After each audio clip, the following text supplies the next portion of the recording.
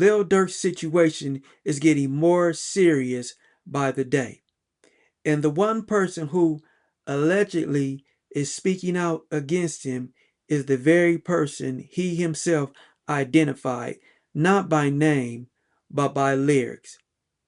And he sits where he sits at today and might be convicted for this very reason. Let's talk about it. I came from the street code, not a tale for the weak. I learned what loyalty costs and what betrayal could eat.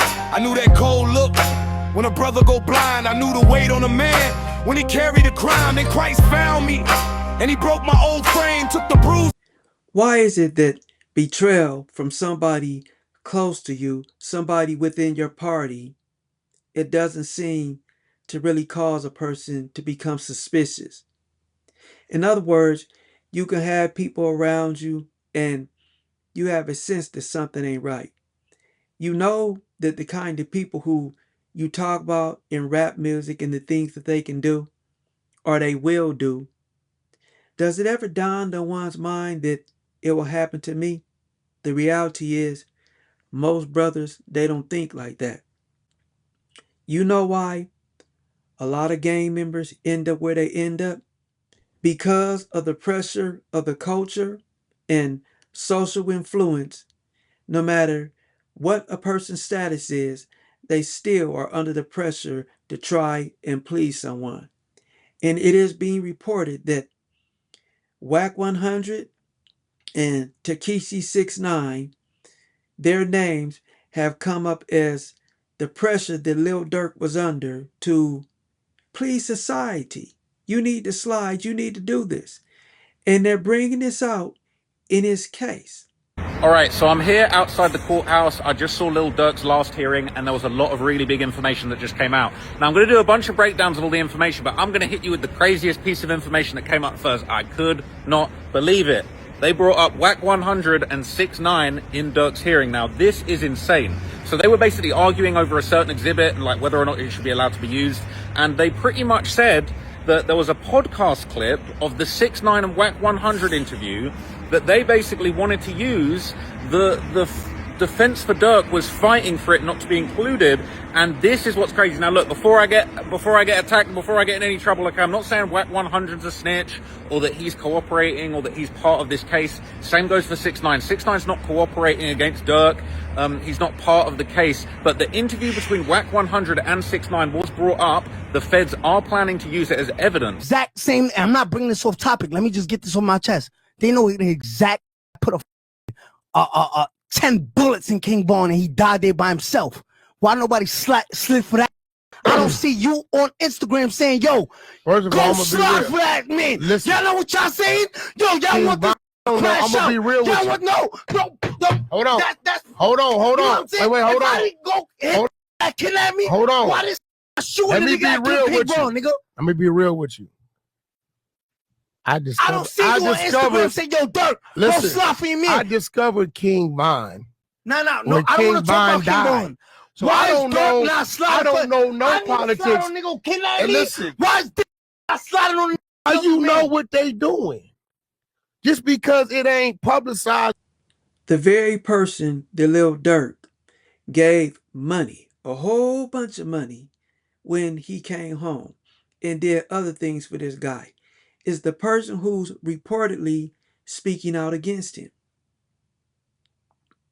Now, what does the person who is supposed to be testifying against Durk have to do with what we just seen right now with Whack 100 and Takeshi 69 talking about Lil Durk and Takeshi 69 talking about Lil Durk need to ride? What does that have to do with the person who's allegedly speaking out against him? What does this have to do with OTF Jam? Well, when you have a person who you give a whole bunch of money, and this person right here, they depend on you to make this money because they're employed by you, they have to keep pressure upon you to please people.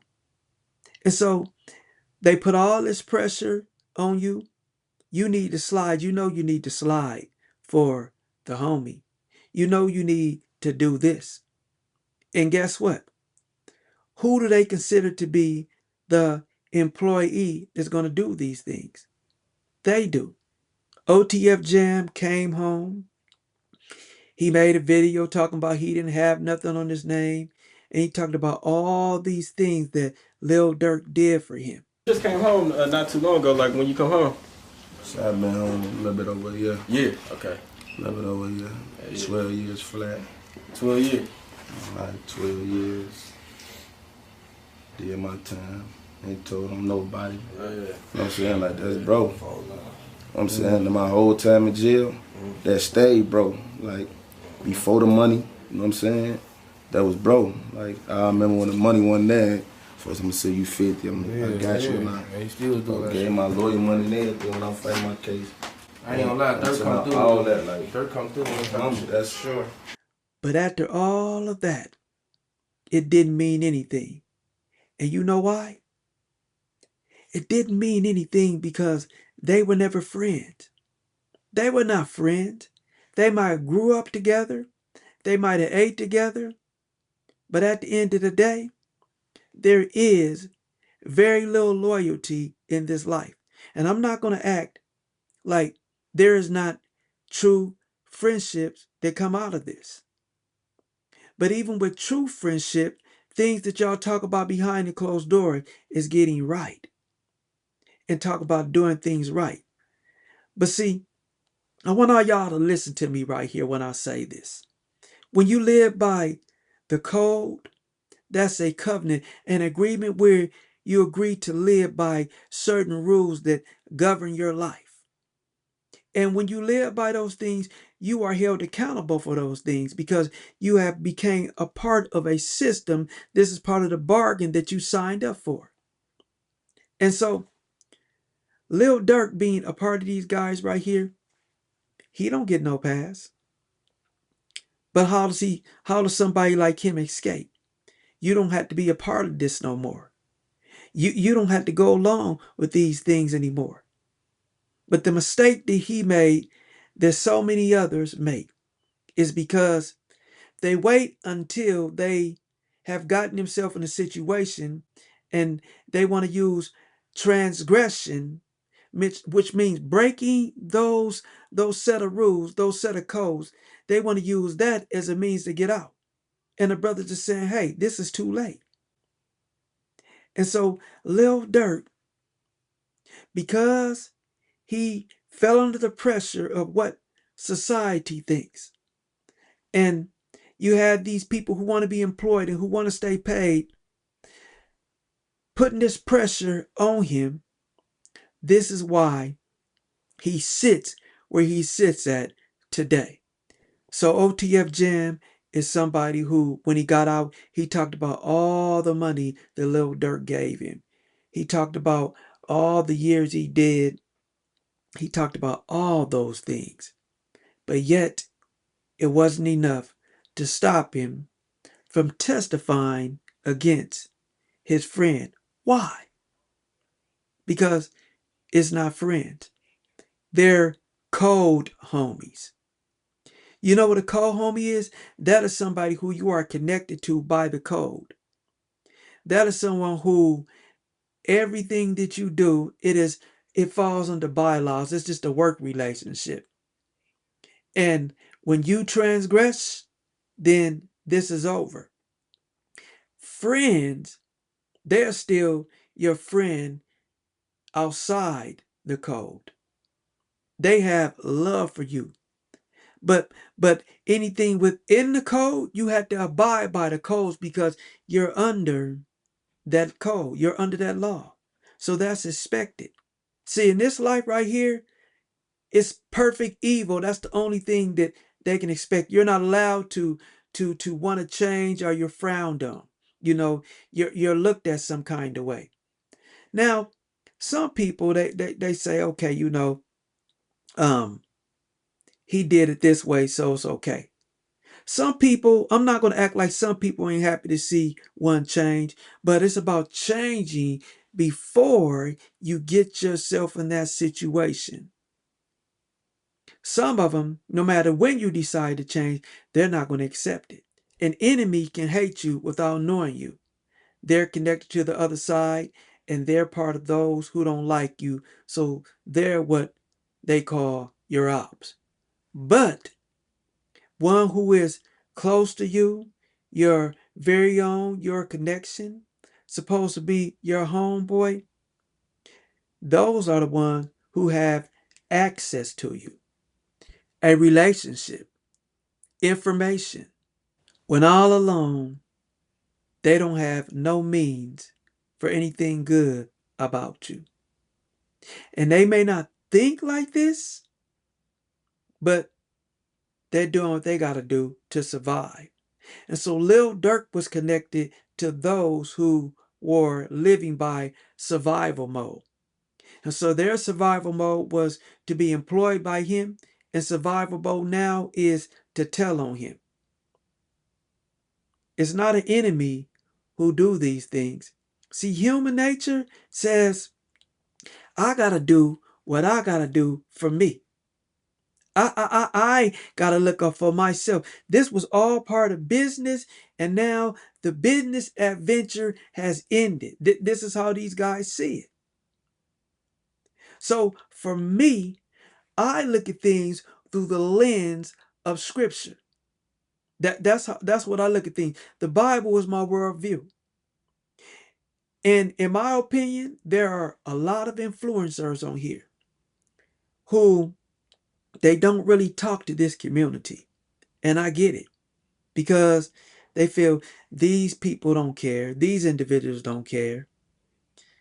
These individuals don't want to change. And so it's like pulling the teeth.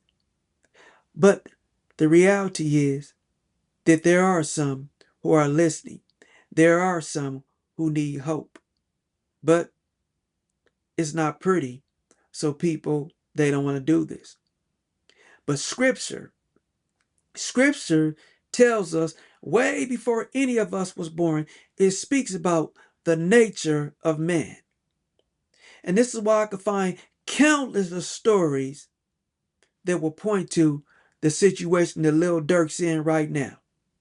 But don't preach to me. I don't want to hear no preaching. That's what a lot of these brothers say. And I've been there. I was right there as well. But that's no excuse. Because I remember when I used to hear that conversation, I look at the brothers right now today who made that decision in their life to listen, and they didn't go through what so many of us who went through things and decided not to listen went through. Others of us, we were shot. Some went into the grave early. You have those who spent a quarter of their life in prison, and some of them are still in there right now. You got to walk with those who will give you wisdom. And we all are going to have to deal with things, but you have to make a choice to say, I'm not going to be a victim of society. And I'm going to tell you why. These guys are not your friend. And while it's always business with them, is because even these guys running around here banging and doing what they're doing, they don't even hate their so-called enemy. They have to conjure these things up. I mean, they create problems and go back and forth with one another, and they make this person to be an enemy, but really they don't dislike this person. They're only looking for affirmation. They only want to feel some kind of way. This is why you can have guys who can hate one another. But as somebody's part of their collective and they're getting talked about and spoken about, they feel like it glamorizes them and make them look good. But 9 times out of 10, these guys don't like each other. They're just part of each other's circle because of survival mode.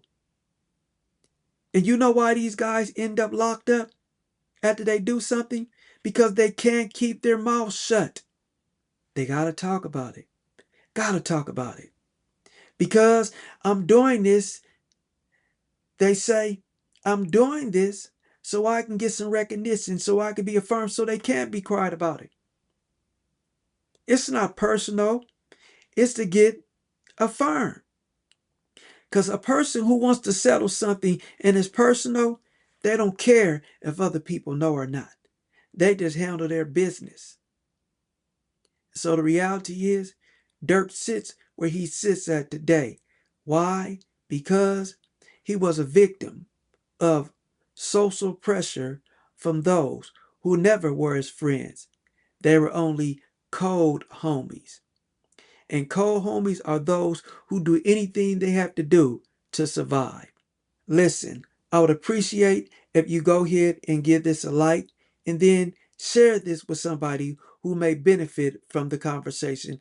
And then consider subscribing. I would love to have you be part of the family. Ministry school, then the word, apostolic fire in my bones. Years in the pages of truth, made a temple of stone. I can read what the room says, I can feel what men hide. I can hear where they breaking, where they laughing to survive. But I never forgot them blocks, never forgot that talk, never forgot the mothers who be praying on the porch.